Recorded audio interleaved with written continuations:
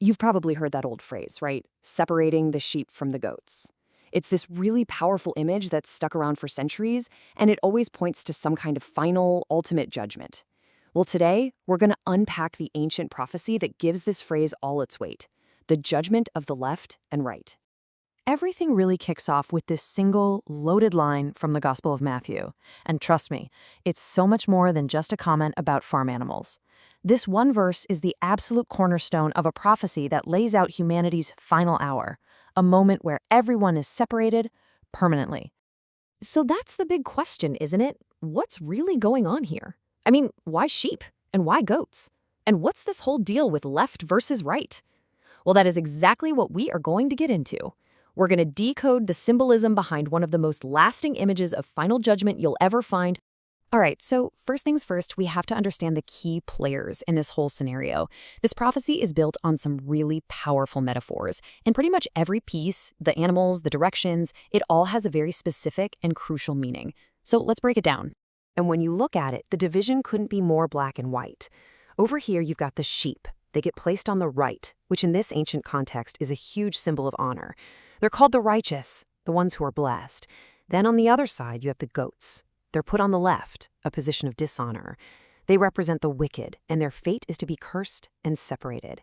It's an absolute stark contrast. There is zero middle ground here. So you might be wondering, who's the one actually making this judgment? Well, the source text is very clear. The judge is identified as the Son of Man. This is the figure who shows up in full glory, sits on the throne of judgment, and has the ultimate, final authority to make this great separation happen. Okay, so we've got the symbols down. We know who's who.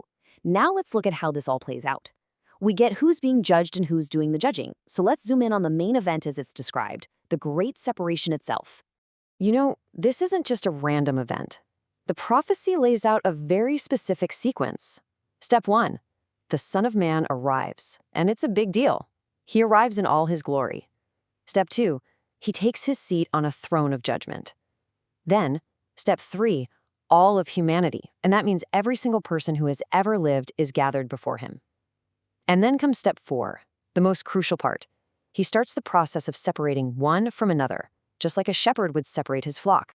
And here's the bottom line, the point that can't be missed. According to this prophecy, that's it. There are no other options, no gray areas.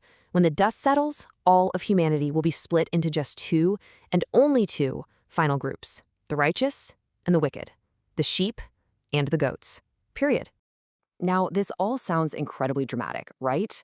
But what's the end game? What is the ultimate point of all this? Well, the source material actually frames this whole thing not just as a final judgment, but as an act of restoration. To really get the purpose here, we have to wrap our heads around this idea of divine order. Think of it as like the universe's original blueprint, the perfect, righteous way everything was meant to be. The source suggests that this perfect order has been under constant attack in what it calls Satan's war, this huge cosmic conflict between good and evil. And that is the grand purpose. This final judgment, this separating of the sheep and the goats, is presented as the very thing that ends that cosmic war. It's the final decisive move that gets rid of wickedness for good and restores that divine order back to the way it was always supposed to be.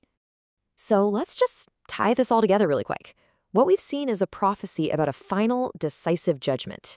In it, all of humanity gets divided into just two camps, the righteous and the wicked, and these are symbolized by sheep and goats.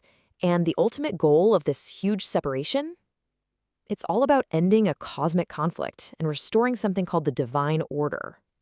And that kind of leaves us with one last thing to think about.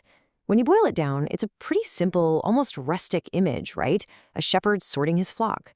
So why has this specific story, this parable of sheep and goats, stuck around for so long and remained such a powerful image? What is it about this simple picture that just perfectly captures our ideas about right, wrong, and final judgment? It's definitely something worth pondering.